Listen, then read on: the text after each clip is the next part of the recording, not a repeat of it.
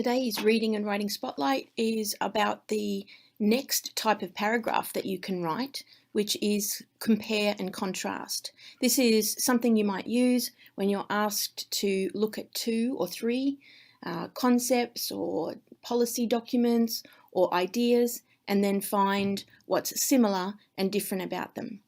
To compare something is to find its similarities, and to contrast them is to find its differences.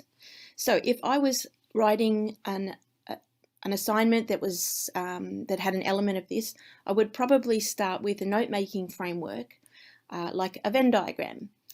And I'm reading about 2 different teaching strategies. For example, let's think about, rather than strategies, let's think about kind of philosophical ideas of student-led or teacher-led pedagogical practices.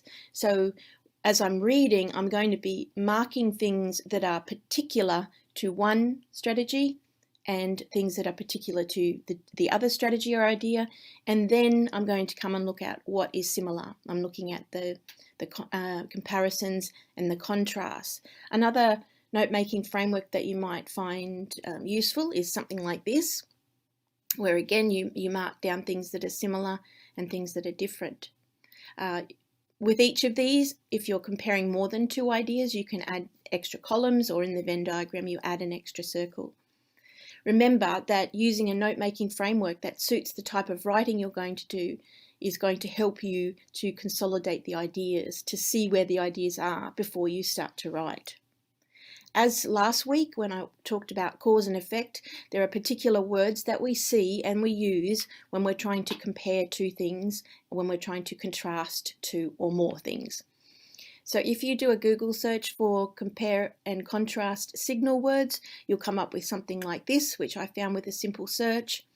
And what you'll be looking for in your writing in your first or second draft is to see that you're signaling to the reader whether you're making a comparison or a contrast. Now remember, these signal words help the reader to start to organize the information that you're giving them and can help to clarify the point that you're trying to make. Okay, so last week we looked at cause and effect. This week it's compare and contrast, and we'll look at another one next week as well. Thanks for listening.